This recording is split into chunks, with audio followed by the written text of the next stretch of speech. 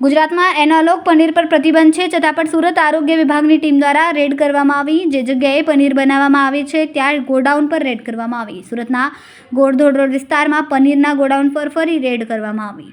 Analogue paneer હવે ગુજરાતમાં અને સુરતમાં નહીં વેચાઈ શકે। એનાલોગ પનીરનો જથ્થો સીઝ કરવામાં આવ્યો।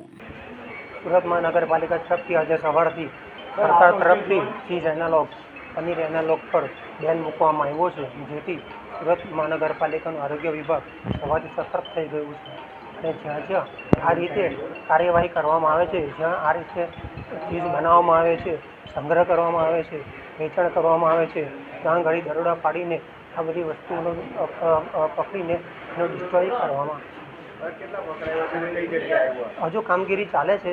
વિવિધ સુરત શહેરની અંદર વિવિધ ઝોનની અંદર કામગીરી ચાલે છે। એ કામગીરી પૂરી થશે ત્યાર પછી પણ સુરત મહાનગરપાલિકાનું ફૂડ વિભાગ સતર્ક રહેશે અને ભવિષ્યમાં પણ આવી કાર્યવાહી નહીં થાય તેનું ધ્યાન રાખવામાં આવશે। કેમેરામેન સેનિલ વિરાણી સાથે વિશાલ છેઠા, માનવ પ્રભા ન્યૂઝ, સુરત। અમારા વિડીયોની નવી અપડેટ મેળવવા માટે સબસ્ક્રાઇબ કરો માનવ પ્રભા ન્યૂઝ ચેનલને, બેલ આઇકન ક્લિક કરો લેટેસ્ટ વિડીયો સૌથી પહેલા મેળવવા માટે।